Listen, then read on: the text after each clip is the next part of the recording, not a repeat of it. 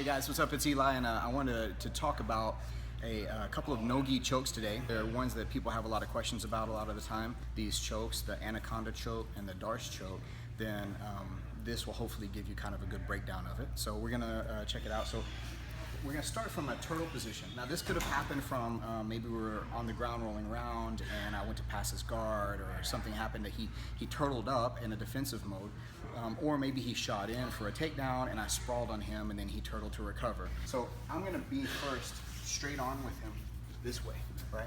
And I want to have good kind of control over his head and shoulders to begin with. And I want my arms, this will probably happen off of this sprawl anyway, but I want one arm to be between his shoulder and his neck here. The first one we're going to look at is the Anaconda Choke. And the way it's going to work is it's going to enter by the neck and come out by the armpit like this.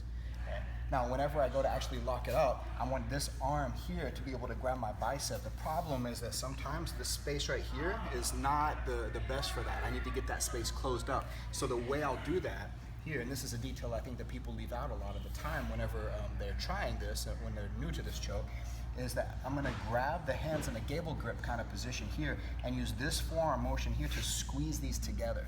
Once this is squeezed together, now I'm gonna shoot this in deeper and then let this slide down to my bicep and hold here on the lat. Now I wanna literally look underneath him and try to touch my nose under him and then start my spin. If I go for my spin prematurely, I pull him on top of my face, and then that's not good for me. So I go here, duck under, this way. To finish the choke, I keep squeezing and I'm gonna walk my feet and hips toward him like this, here. I'm gonna try to catch his leg, but a lot of times the guy will wind up tapping from the pressure before that even happens. Okay. So again, we wind up in this position.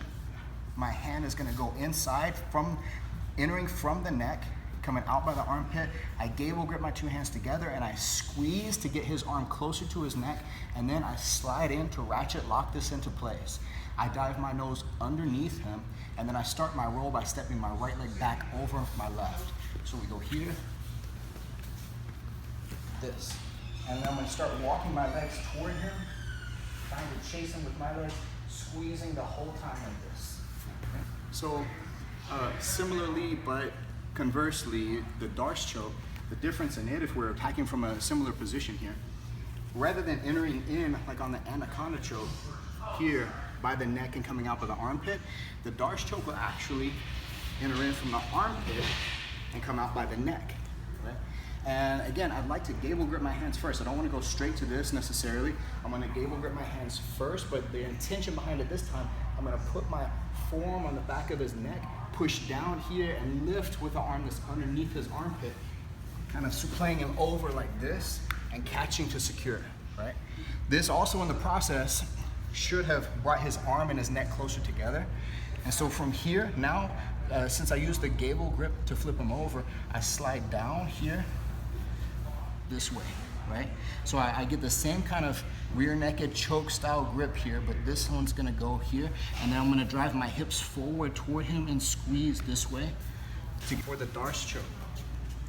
I enter in here by the armpit, out by the neck, gable grip the hands, push down, flip him over with this grip, and then adjust here this way, squeeze. I would like to go bicep deep to the neck.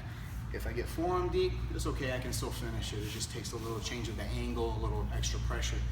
One little key detail about this that is very helpful if you feel like maybe the guy's a little too big up here, maybe your arms are a little too short or your arms are a little too stout, is when we get to this position here, when I roll him over, rather than going straight in, maybe my arm is a little too short to finish this, I'm gonna hold here, I'm gonna pull and ratchet like this until I can get my elbow down to the floor. Now I should be in place here, sprawl, drive in, and finish the choke from there. These are a couple of really handy no-gi chokes from whenever you find a guy turtling up in this position here, Anaconda Choke or the Darce Choke.